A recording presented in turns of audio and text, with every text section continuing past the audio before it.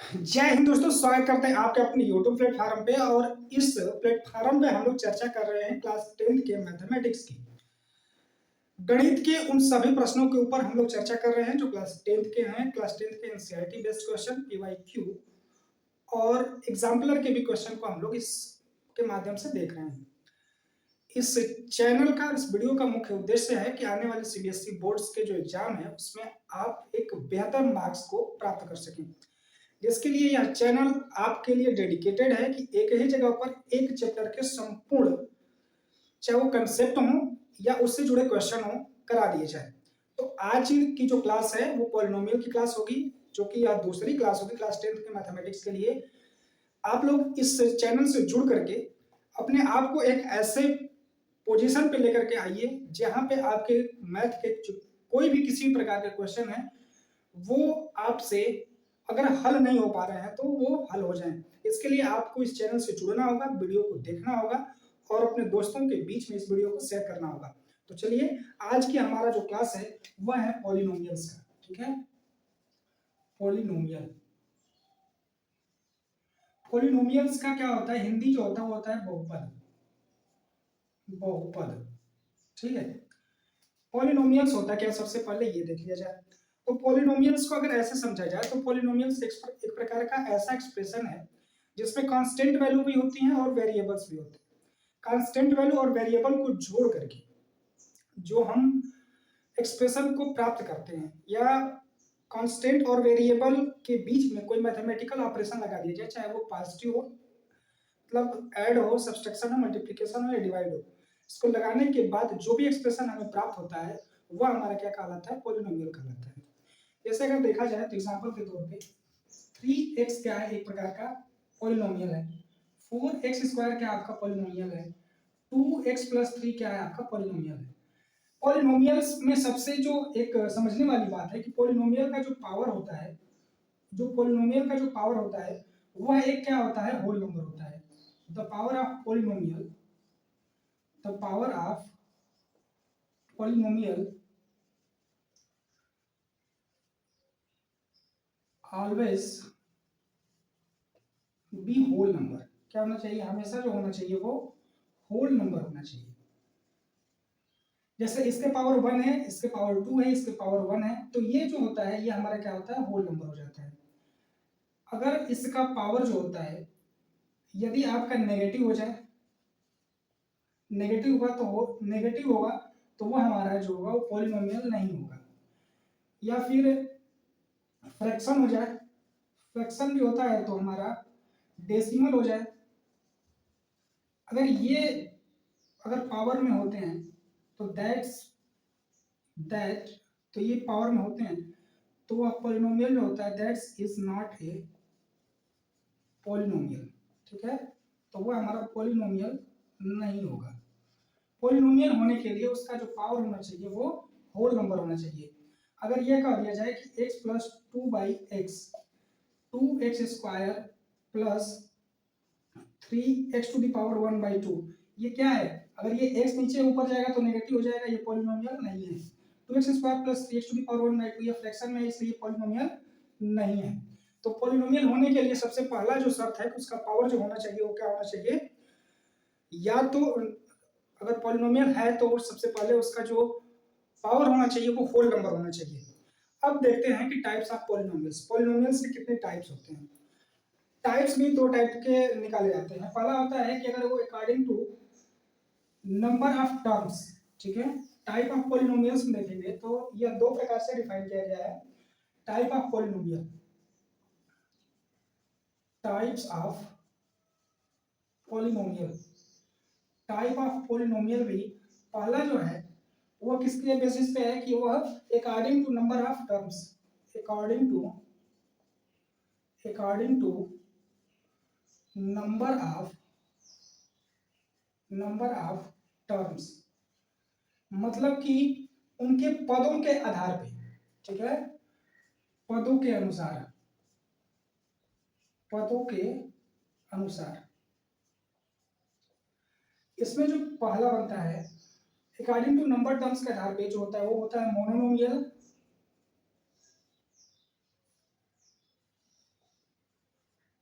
ठीक है। दूसरा होता है बायोनोमियल। तीसरा बनता है आपका ट्रायोनोमियल।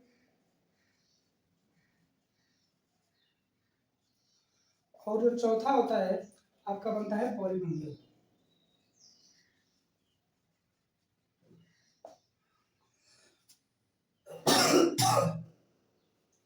पॉलिनोमियल। पॉलिनोमियल।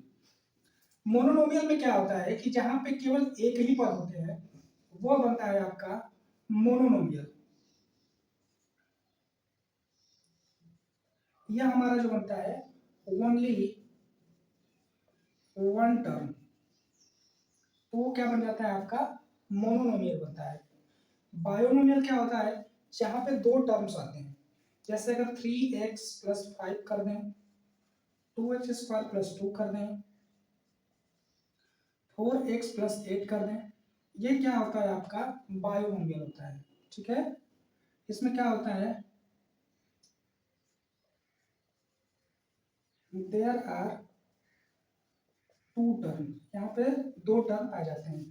ट्रायोनोमियल में तीन टर्म होते हैं, जैसे अगर कर लिया जाए 3x², 2x+5, 4x³ + 5x + 8, जहाँ पे तीन टर्म होते हैं वो क्या होते हैं ट्रायोनोमियल होते हैं। There are three term that is trinomial. और यहाँ पे जो पॉलिनोमियल होता है, पॉलिनोमियल में क्या होता है ग्रेटर देन फोर टर्म। ठीक है, ग्रेटर देन फोर टर्म, यानी चार टर्म से ज्यादा अगर पॉलिनोमियल के टर्म होंगे तो वह क्या होगा greater than four term, that is polynomials. तो अगर यह पॉलिनोमियल्स है तो क्या ये पॉलिनोमियल्स नहीं है, ये भी पॉलिनोमियल्स हैं, लेकिन इससे मोनोनोमियल्स बायोनोमियल ट्राइनोमियल जो एक स्पेशल पॉलिनोमियल होते हैं, जहाँ पे अगर एक टर्म होता है तो उसको बायो मोनोनोमियल बोलते हैं, टू टर्म्स होते हैं तो उसको बायोनोमियल, थ्री टर्म्स होते हैं तो ट्राइनोमियल्स, और उससे ज्यादा होते हैं तो उस पॉलिनोमियल्स को हम पॉलिनोमियल्स बोलते हैं। दूसरा होता है according to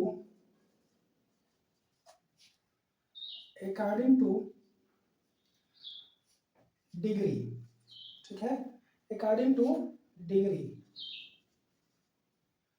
according two degree. अब डिग्री जब आ गई तो डिग्री क्या होता है इसे समझना होगा कि डिग्री क्या होता है। किसी भी पॉलिनोमियल का जो हाईएस्ट पावर होता है, highest power of the polynomial is known as degree. इसके बेस पर अगर बात की जाए तो जो पहला होता है वह बनता है आपका लीनियर पॉलिनोमियल, जिसका पावर वन होता है वो क्या होता है हमारा लीनियर होता है, यह क्या होता है लीनियर होता है। दूसरा जो होता है क्वाड्रेटिक,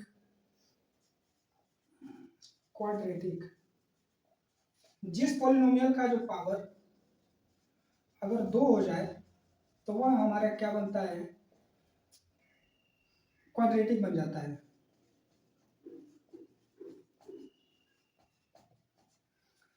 क्वाड्रेटिक के बाद जो तीसरा बनता है वह बनता है क्यूबिक। ठीक है, क्यूबिक। क्यूबिक में जो होता है उसका जो हाईएस्ट पावर होता है पॉलिनोमियल का वह थ्री होता है, जैसे 3x³ 5x² + 2x + 4, 8x³ + 4x² + 5, यह क्या होता है हमारा क्यूबिक होता है। ठीक है। चौथा होता है by quadratic, by quadratic, by quadratic मतलब इसका जो पावर होता है अगर वो किसी पॉलिनोमियल का पावर अगर चार हो जाए तो वह जो बन जाता है हमारा बाई क्वाड्रेटिक बन जाता है। इसका जो पावर है, जो हाईएस्ट पावर है क्या है फोर है। तो इस प्रकार से जो पॉलिनोमियल्स को डिफाइन किया गया है, जो टाइप्स बताया गया वो दो टाइप्स बताया गया। पहला जो होता है according to the number of terms, मतलब कि टर्म्स के आधार पे मोनोनोमियल्स, बायोनोमियल, ट्रायोनोमियल्स और पॉलिनोमियल्स। तो मोनोनोमियल्स क्या होता है कि जिस पॉलिनोमियल के अंतर्गत केवल एक टर्म होते हैं वो हमारा क्या होता है, मोनोनोमियल्स होता है। जिसके अंतर्गत दो टर्म्स होते हैं वो बायोनोमियल्स होता है। जिसके तीन टर्म होते हैं ट्रायोनोमियल्स, चार से ज्यादा होते हैं या चार होते हैं तो हमारा पॉलिनोमियल होता है। ठीक है, एग्जांपल के लिए मैंने बता ही दिया था 3x या 2x इसका 2x का क्या है कि एक एक जो है यहाँ पे टर्म को लेके जा रहे हैं। दूसरा टर्म्स डिग्री के आधार पे होता है। डिग्री क्या होता है, किसी भी पॉलिनोमियल्स का जो हाईएस्ट पावर होता है वही उसकी क्या होती है, डिग्री होती है। और डिग्री के आधार पे भी पॉलिनोमियल्स को डिवाइड किया गया है, लीनियर, क्वाड्रेटिक, क्यूबिक और बाई क्वाड्रेटिक। लीनियर में क्या होता है कि लीनियर में जो पॉलिनोमियल्स की डिग्री होती है वो 1 होती है। क्वाड्रेटिक में पॉलिनोमियल्स की डिग्री जो होती है वो 2 होती है। क्यूबिक में जो डिग्री होती है पॉलिनोमियल्स की 3 होती है और बाई क्वाड्रेटिक में 4 होती है। इस प्रकार से कंटिन्यू आगे बढ़ता जाता है। अब सबसे इतनी चीजें समझने के बाद इसमें हम फाइंड करते हैं कुछ विशेष प्रकार के पॉलिनोमियल्स भी होते हैं। एक जीरोस पॉलिनोमियल भी होता है और पॉलिनोमियल के सारे टाइप्स को देख लिया है। दो टाइप्स बचे हुए हैं, एक होता है जीरो पॉलिनोमियल्स और एक होता है आपका कांस्टेंट पॉलिनोमियल। जीरो पॉलिनोमियल क्या होते हैं, ऐसा पॉलिनोमियल जिसके पावर को डिफाइन ही नहीं किया जा सकता, उस टाइप का पॉलिनोमियल हमारा जीरो पॉलिनोमियल का आता है। और ऐसा पॉलिनोमियल जिसमें केवल और केवल कांस्टेंट होता है, कांस्टेंट वैल्यू दी गई होती है, उस टाइप का पॉलिनोमियल हमारा कांस्टेंट पॉलिनोमियल कहलाता है। अब आते हैं हम लोग आगे, देखते हैं कि जीरोस। अब इसमें पॉलिनोमियल में हमें जीरोस फाइंड करना होता है, नंबर ऑफ जीरोस। ठीक है, पॉलिनोमियल का जो नेक्स्ट टॉपिक है वो होता है जीरोस फाइंड करना। जीरोस हम लोगों ने क्लास 9th में भी फाइंड किया है और क्लास 10th में भी हम लोग जीरोस के बारे में पढ़ते हैं। ठीक है, हाउ टू फाइंड जीरोस। पहले देखते हैं कि जीरोस क्या होते हैं, पॉलिनोमियल्स जीरोस क्या होते हैं। ठीक है, नंबर ऑफ जीरोस। ठीक है, नंबर ऑफ जीरोस क्या होते हैं। अगर एक क्वाड्रेटिक इक्वेशन की बात की जाए तो क्वाड्रेटिक इक्वेशन की बात किया जाए तो x square plus b x plus c, इसमें यह बताया गया है कि किसी भी पॉलिनोमियल्स की जितने पावर होती हैं उसके उतने ही क्या होते हैं, जीरोस होते हैं। ठीक है, तो अगर पॉलिनोमियल का जो अगर मान लेते हैं कि क्वाड्रेटिक इक्वेशन है x square plus b x plus c के फॉर्म में, तो इसके जीरोस जो होंगे वो 2 जीरोस होंगे। ठीक है, 2 जीरोस होंगे। पहला होगा अल्फा और दूसरा होता है आपका बीटा। अब जीरोस फाइंड करने के लिए हाउ टू फाइंड जीरोस। ठीक है, जीरोस हम कैसे फाइंड करते हैं। जीरोस फाइंड करने का हमारे पास 3 मेथड है।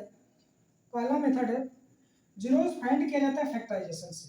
ठीक है, फैक्टराइजेशन से क्या होता है, जीरोस हमें फाइंड किया जाता है। पहला होता है कि स्प्लिट द मिडिल टर्म। ठीक है, split the middle term.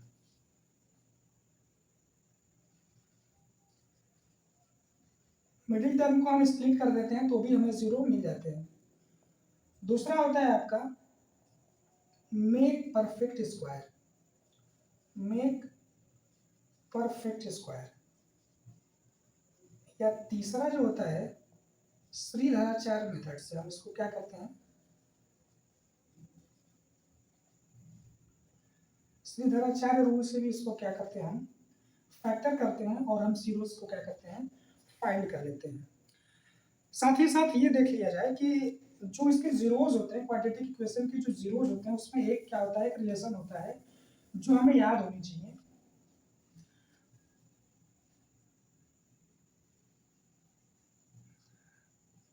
Relation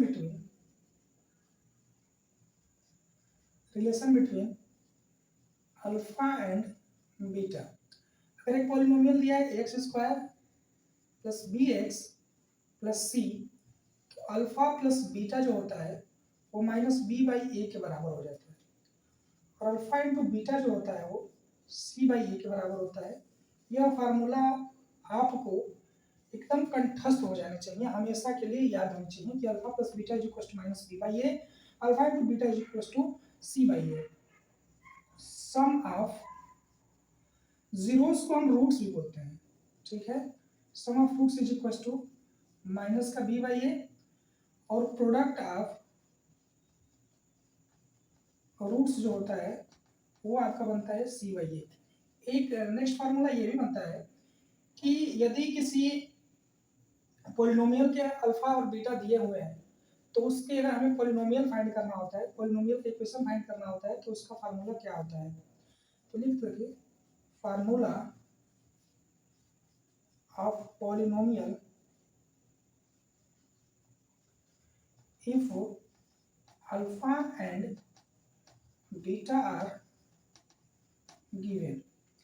तो अल्फा और बीटा जब दिया हुआ है तो x square minus alpha plus beta x plus alpha into beta is equal to 0, ये होता है हमारा। अगर अल्फा और बीटा की वैल्यू दिया हुआ है तो हम कितने पॉलिनोमियल्स को निकाल सकते हैं? तो how many polynomials can be made if alpha and beta are given? How many polynomial we made if alpha and beta are given? तो इसका जो आंसर हो जाएगा वो क्या होगा? इनफाइनाइट। हम इनफाइनाइट पॉलिनोमियल्स बना सकते हैं। साथ ही साथ कुछ हमें इंपॉर्टेंट फार्मूले को भी देखना होगा जो क्लास 9th में हम लोगों ने पढ़ा हुआ है।